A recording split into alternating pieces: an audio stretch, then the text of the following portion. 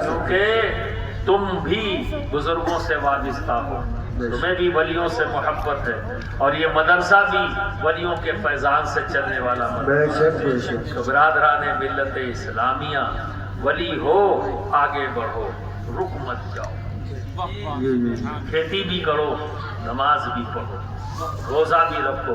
ابھی دیکھو مقدس مہینہ آ رہا ہے رمضان، بے شک رمضان کا مقدس مہینہ آ رہا ہے۔ ایک بات جان لو، آج کے دن میں تو سائنس بھی یہ کہہ رہی ہے، سائنس نے بھی تسلیم کر لیا کہ اگر کسی کو بہتر صحت چاہیے، کوئی چاہتا ہے کہ اس کا جسم بیماریوں سے بچا رہے، تو اسے چاہیے کہ کم سے کم سال میں 1 مہینہ بھوکا رہے۔ آج ڈاکٹرز بھی اس بات کو کہنے کے لیے مجبور ہو گئے۔ یہ نظام تو ہمارے نبی نے ہمیں بہت پہلے دے دیا ہے نا۔ 1 مہینے کا روزے کا مطلب پوری باڈی کی اوور ہالنگ ہو رہی ہے، جتنی بھی کمیاں ہیں جسم کی وہ ساری کے ساری رمضان میں، لیکن کسر نہیں پوری کرنی ہے، روزے کو روزے کی طرح رکھو۔ اب ایسا نہیں ہے کہ سحری کا ٹائم 1 منٹ بچا ہے تب بھی منہ میں نوالا ہے، اور جیسے ہی افطار کا وقت ہوا تو سحری تک لگاتار چالو۔ جو دماغ میں آپ دن بھر بھوکے رہے ہیں تو رات بھر ٹھوس لیں، کھانے کا تو نہیں ہے، کھانے کا یہ طریقہ تو ہوتا نہیں، کھانے کو کھانے کی طرح کھایا جاتا ہے۔ یہ جو ہمارا طریقہ ہے، ہم کھاتے نہیں، ٹھوستے ہیں۔ یہ پورا دن بھوکے رہے تو آپ ٹھوس لو تو فائدہ کیا ہوا؟ پھر فائدہ کیا ہوا؟ رات میں پہلے سوتے تھے، اب رمضان میں رات بھر جاگ کے، فائدہ کیا ہوا؟ تو روٹین وہی ہوا۔ تو رمضان کے روزوں کو روزے کی طرح رکھو، سمجھ گئے نا؟ وحشی مت بن جاؤ، ٹھوسنا شروع مت کرو، کھانا شروع کرو، افطار کرو، کھانا کھاؤ، تراویح پڑھو۔ زیادہ کھا لو گے تو تراویح پڑھنے میں آلس آئے گی، تو بہتر یہ ہے یا تو افطار کے ٹائم ہی کھانا کھا لو، اور نہیں تو افطار کر کے تراویح پڑھنے کے بعد کھانا کھاؤ، تاکہ تراویح پڑھنے میں آلس نہ ہو۔ تراویح نہیں چھوٹنی چاہیے، تراویح چھوٹنی نہیں چاہیے۔ رمضان کا یہ برکت والا مہینہ، جس نے جتنا چاہو لے لو اپنے رب سے رحمتیں، لے لو اپنے رب سے نعمتیں۔ اللہ رب العزت تو نعمتیں بانٹ رہا ہوتا ہے، لے لو، کیونکہ رمضان رب کا مہینہ ہے، جتنا چاہو اس سے لے لو۔ صحت، دولت، عزت، شہرت، ہر چیز تمہیں ملے گی۔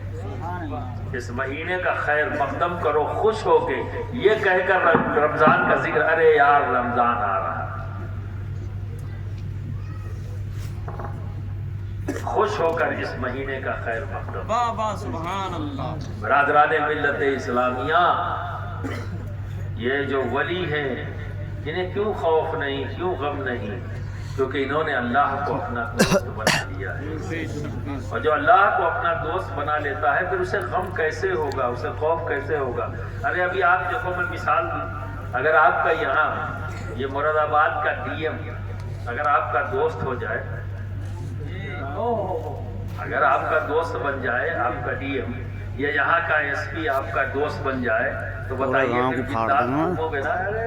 یار کوئی کھانے والا کیا کر لے گا؟ بنداس گھومو گے نا، کوئی خوف ہوگا؟ جبکہ آپ کو پتا نہیں کہ ہر معاملے میں وہ بچا لے گا، لیکن صرف اسی بنیاد پر اتنا آپ بنداس ہو گئے کہ میرا دوست ڈی ایم ہے، کوئی میرا کچھ نہیں بگاڑ سکتا۔ تو ذرا سوچو، جس کا دوست اللہ ہو، بھئی یہ تو حقیر ہے، اس کی کیا حیثیت ہے؟ یہ تو اپنے اختیار کے مطابق مدد کرے گا، جتنی اس کو طاقت ہے اتنی ہی مدد کرے گا، لیکن ہمارا رب، اس کا تو اختیار لامتناہی ہے، جیسے چاہے جس طرح سے چاہے وہ مدد کرے۔ بے شک بے شک بے شک۔ دوست اس کو بناؤ نا جس سے بے خوف ہو جاؤ، جس کی وجہ سے تم بے خوف ہو جاؤ اسے۔ پھر غم کس بات کا؟ غم تو تب ہوگا نا جب آپ کو یہ دماغ میں ہو گیا ملے گا کہ نہیں ملے گا، یہ ہوگا کہ نہیں ہوگا، ارے جب اس کو دوست بنا لیا ہے تو کمی بھی کسی چیز کی نہیں ہو سکتی، کسی چیز کی کمی نہیں ہو سکتی۔ دیکھو میرا مخدوم سلطان تھا، سبحان اللہ، بادشاہ، شہنشاہ، 15 سال حکومت کی اور اچانک ٹھوکر مار دی۔ سبحان اللہ، سبحان اللہ۔ ماں سے کہا ماں میں برسوں سے آپ سے کہہ رہا تھا اب وقت آ گیا ہے کہ میں سلطنت کو چھوڑ دوں۔ سبحان اللہ۔ ماں کو بھی پتا تھا کہ سلطنت کو ایک دن ان کو چھوڑنا ہی ہے، چھوڑ دیا۔ ماں نے خواہش ظاہر کی کہ بیٹے تم ایک فوج جو ہے ہماری لے کے جاؤ، مجھے لگے کہ میرا بچہ محاذ پر گیا۔ تو ایک حد تک سرحد تک فوج کے ساتھ آئے، پوری فوج ودا کرنے کے لیے آئی مخدوم پاک۔ پھر وہاں سے ساری فوج واپس چلی گئی، 2 خادم اور آپ یعنی 3 لوگ گھوڑے پر سوار ہو کے چلے۔ راستے میں ایک جگہ پر مخدوم پاک آرام کرنے کے لیے رکے تو خادموں کو لٹال دیا کہ تم لوگ آرام کر لو پھر آگے چلیں گے۔ تو وہاں بیٹھے ہوئے مخدوم پاک نے سوچا جب میں راہ خدا میں نکلا ہوں تو ان خادموں کی مجھے کیا ضرورت، واہ واہ واہ واہ، سبحان اللہ، سبحان ان خادموں کی مجھے کیا ضرورت اور اس گھوڑے کی مجھے کیا ضرورت۔ اپنا گھوڑا اور خادم کو وہیں چھوڑا اور چل پڑے۔ کہاں چلے؟ جس راہ پر پہلے کبھی چلے نہیں تھے۔